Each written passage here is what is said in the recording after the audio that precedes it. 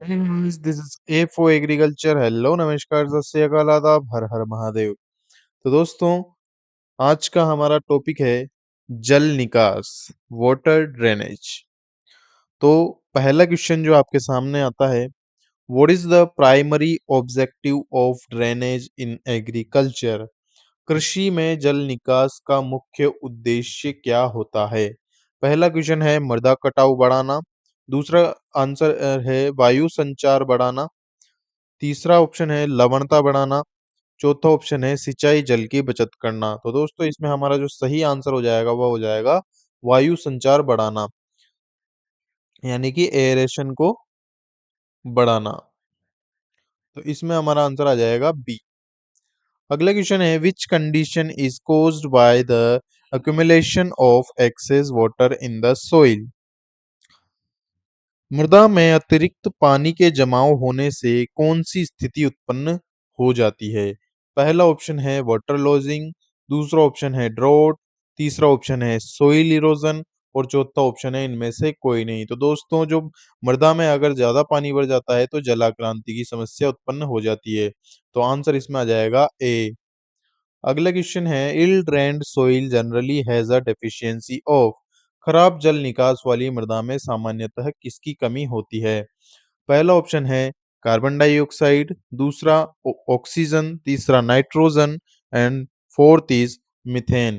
दोस्तों, जल खराब जो खराब जल निकास होता है उसमें सामान्यतः ऑक्सीजन की कमी हो जाती है। तो इसमें आंसर आ जाएगा हमारा बी। अगला क्वेश्चन है what is the best method to remove excess soluble salts from the soil surface? मृदा सतह से अतिरिक्त घुलनशील लवणों को हटाने का सबसे अच्छा तरीका कौन सा होता है? पहला है सरफेस ड्रेनेज। दूसरा है सब सरफेस ड्रेनेज। तीसरा है sprinkler irrigation. And the fourth is drip irrigation. तो जो हमारा सही आंसर हो जाएगा इसमें, वह हो जाएगा सब सरफेस ड्रेनेज, यानी कि भूमिगत जल निकास। Answer is B. अगला क्वेश्चन है drainage coefficient is expressed in? जल निकास गुणांक किसमें व्यक्त किया जाता है? पहला ऑप्शन है सेमी पर हावर। दूसरा ऑप्शन है सेमी पर 24 हावर्स। तीसरा ऑप्शन है litre per hour. And the fourth option is metre square per second. तो दोस्तों, हमारा सही आंसर हो जाएगा वह हो जाएगा सेंटीमीटर पर 24 हावर्स। या तो इसमें आंसर आ जाएगा हमारा बी। अगला जो क्वेश्चन है which drainage method is most suitable for heavy clay soils? भारी चिकनी मिट्टी के लिए कौन सी जल निकास विधि सबसे उपयुक्त है? पहला ऑप्शन है टाइल ड्रेनेज। दूसरा मॉल ड्रेनेज। तीसरा cutout drainage. And the fourth is random नाली विधि। तो जो इसमें भारी चिकनी मिट्टी के लिए सबसे अच्छी जल निकास विधि होती है वह होती है मॉल ड्रेनेज। क्या होती है? Mole drainage. तो आंसर आ जाएगा इसमें बी। अगला क्वेश्चन है tile drains are a type of? Tile drains किसका प्रकार है? पहला ऑप्शन है सतही जल निकास, यानी सरफेस ड्रेनेज। दूसरा ऑप्शन है सब सरफेस ड्रेनेज। तीसरा ऑप्शन है प्राकृतिक जल निकास, यानी कि natural water drainage. And the fourth option is all above. तो जो हमारा सही आंसर हो जाएगा वह हो जाएगा टाइल ड्रेन्स किसका एक प्रकार होता है? वह होता है सब सरफेस ड्रेनेज का, यानी कि भूमिगत जल निकास का। The second question is the herringbone system is related to? Herringbone system जो है वह किससे संबंधित है? पहला ऑप्शन है सिंचाई की विधि। दूसरा ऑप्शन है बुआई की विधि। चौथा ऑप्शन है जल निकास की विधि। और चौथा ऑप्शन है खाद देने की विधि। तो हमारा जो सही आंसर आ जाएगा वह आ जाएगा ड्रेनेज सिस्टम। हेरिंगबोन जो सिस्टम है वह किससे संबंधित है? वो ड्रेनेज सिस्टम से संबंधित है, यानी कि जल निकास की विधि होती है। आगे हम बात करते हैं which method is most effective for flatlands with high rainfall? समतल भूमि और अधिक वर्षा वाले क्षेत्रों के लिए कौन सी विधि सबसे प्रभावी होती है? पहला है समतल क्यारी विधि। दूसरा टाइल ड्रेनेज। तीसरा ऑप्शन सतही नालियां। And the fourth option is कुआं विधि। तो जो हमारा सही आंसर हो जाएगा वह हो जाएगा सतही नालियां, यानी कि सरफेस ड्रेन्स। तो इसमें आंसर आ जाएगा सी। अगला क्वेश्चन है cut out drains are mainly used in. Cut out नालियों का उपयोग मुख्य रूप से कहाँ किया जाता है? पहला ऑप्शन रेतीली भूमि में, दूसरा ऑप्शन नहर के किनारे वाली भूमि में, तीसरा ऑप्शन पहाड़ी क्षेत्रों में and the fourth option is लवणीय भूमि में। तो जो हमारा सही आंसर होगा वह होगा नहर के किनारे वाली भूमियों में। Answer is B. अगला क्वेश्चन है हमारा which crop is most sensitive to water stagnation. Water stagnation का मतलब है वाटर लॉजिंग, यानी कि जब खेत में पानी ज्यादा भर जाता है, जल भराव की समस्या आ जाती है, तो उसे वाटर स्टेग्नेशन या वाटर लॉजिंग बोला जाता है। तो दोस्तों कौन सी फसल जल भराव के प्रति सबसे अधिक संवेदनशील है? तो हमारा पहला जो ऑप्शन है वह है धान, दूसरा ऑप्शन है जूट, तीसरा ऑप्शन है मक्का and the fourth option is गन्ना। तो दोस्तों जो मक्का हमारी फसल होती है, उस फसल में क्या होता है कि अगर आपके खेत में कुछ घंटों के लिए भी पानी भर जाएगा तो वह फसल आपकी खराब हो सकती है। इसमें हमारा सही आंसर हो जाएगा मक्का, यानी कि मक्का जो है वह वाटर स्टेग्नेशन के प्रति सबसे अधिक संवेदनशील फसल होती है। अगला जो हमारा क्वेश्चन है what is the shape of V shaped drains usually. V आकार की नालियों का आकार सामान्यतः कैसा होता है? पहला ऑप्शन है गहरा और उथला, सॉरी गहरा और संकरा। दूसरा ऑप्शन है उथला और चौड़ा, तीसरा ऑप्शन है केवल गहरा और चौथा ऑप्शन है वर्गाकार। तो दोस्तों जो वी शेप की नालियां होती है, वी शेप्ड की जो ड्रेन्स होती है, उनका जो आकार होता है वह हमारा किस प्रकार का होता है? वह होता है हमारा गहरा और सकरा। तो इसमें हमारा आंसर आ जाएगा ए।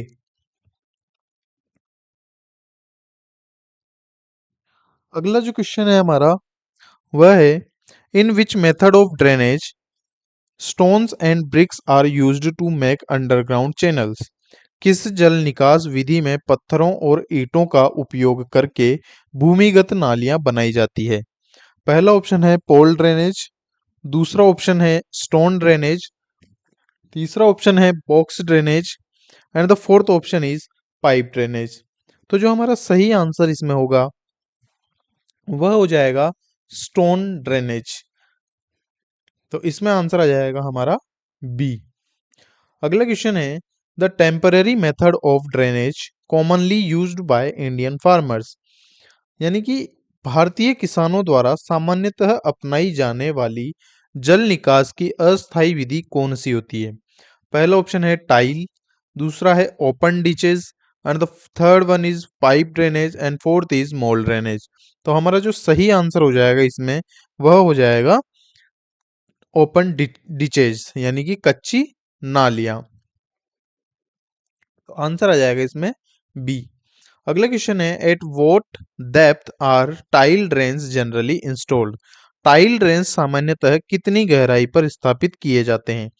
पहला ऑप्शन है 15 से 30 सेंटीमीटर, दूसरा है 30 से 50 centimetre, the third one is 60 से 120 सेंटीमीटर और चौथा है 2 मीटर से अधिक।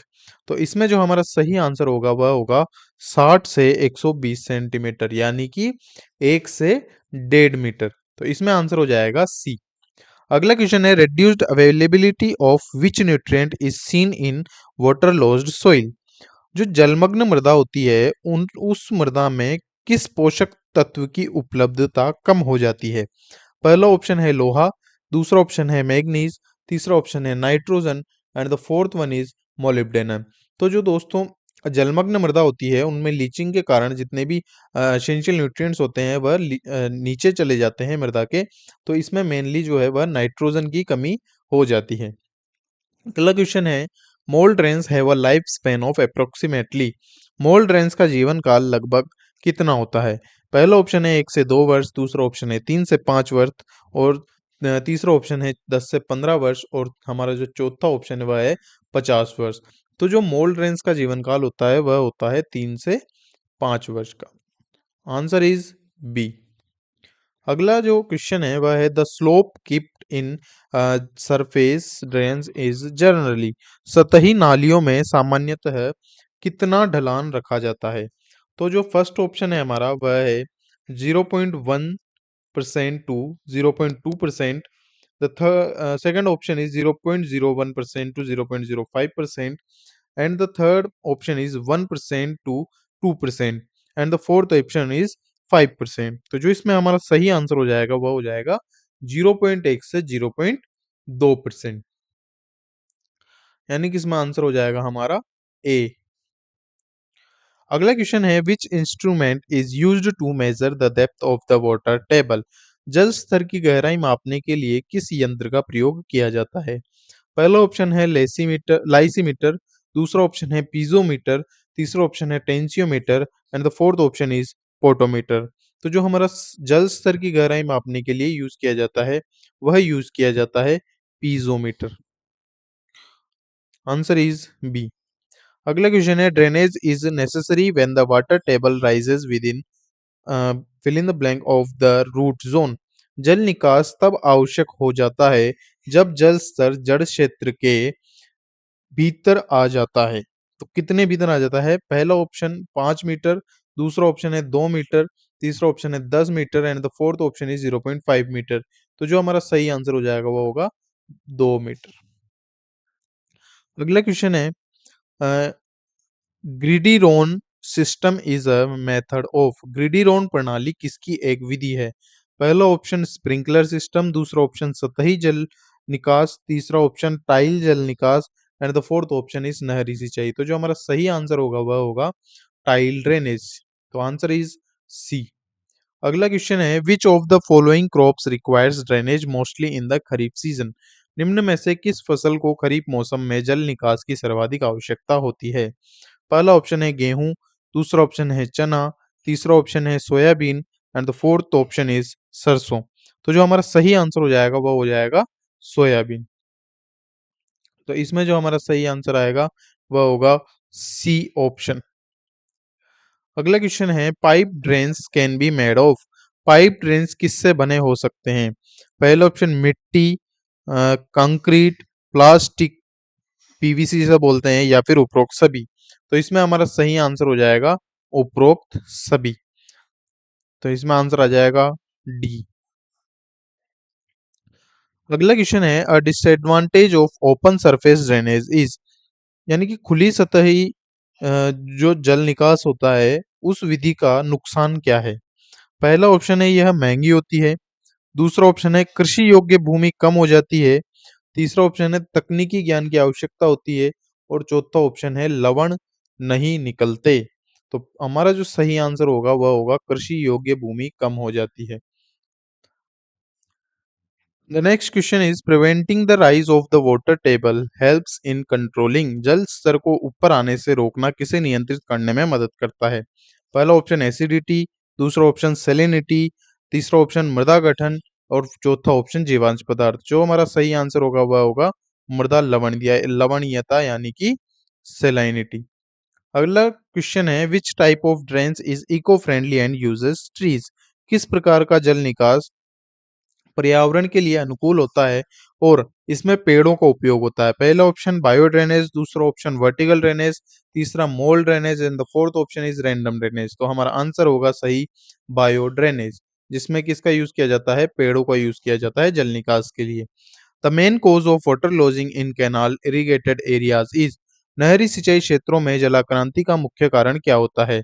पहला ऑप्शन कम वर्षा, दूसरा ऑप्शन रिसाव, तीसरा ऑप्शन ड्रिप सिंचाई, and the fourth option is rabi फसलें। तो जो सही आंसर होगा वह होगा सीपेज, यानी कि रिसाव होता है। Answer is B. अगला क्वेश्चन है in which drain system the main drains is in the centre and lateral drains join it form both sides. किस जल निकास प्रणाली में मुख्य नाली बीच में होती है और सहायक नालियां दोनों तरफ से आकर मिलती है? पहला ऑप्शन है नेचुरल सिस्टम, दूसरा ऑप्शन है हेरिंग बोन सिस्टम, तीसरा ऑप्शन है cutout system, and the fourth option is interceptor system. तो हमारा जो सही आंसर होगा वह होगा herring bone system. Herring bone जो प्रणाली होती है उसमें नालियां दोनों तरफ से आकर मिलती है। तो इसमें हमारा सही आंसर हो जाएगा बी। अगला क्वेश्चन है effective drainage increases the soil temperature which is beneficial for। प्रभावी जल निकास मृदा का तापमान बढ़ाता है जो किसके लिए लाभदायक है? पहला ऑप्शन है बीजों के अंकुरण, दूसरा ऑप्शन खरपतवार वृद्धि, तीसरा ऑप्शन मृदा अपरदन and the fourth option is कीट प्रकोप। तो हमारा जो सही आंसर होगा वह हो जाएगा बीजों के अंकुरण के लिए। अगला क्वेश्चन है which soil property is improved by drainage. जल निकास से मृदा के किस गुण में सुधार होता है?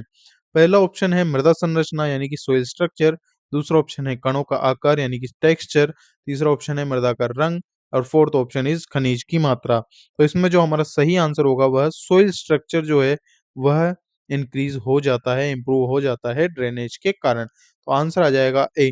तो दोस्तों आज के लिए इतना ही। हमें कमेंट करके जरूर बताइए कि अगला क्वेश्चंस आपको कौन से टॉपिक पर चाहिए। धन्यवाद।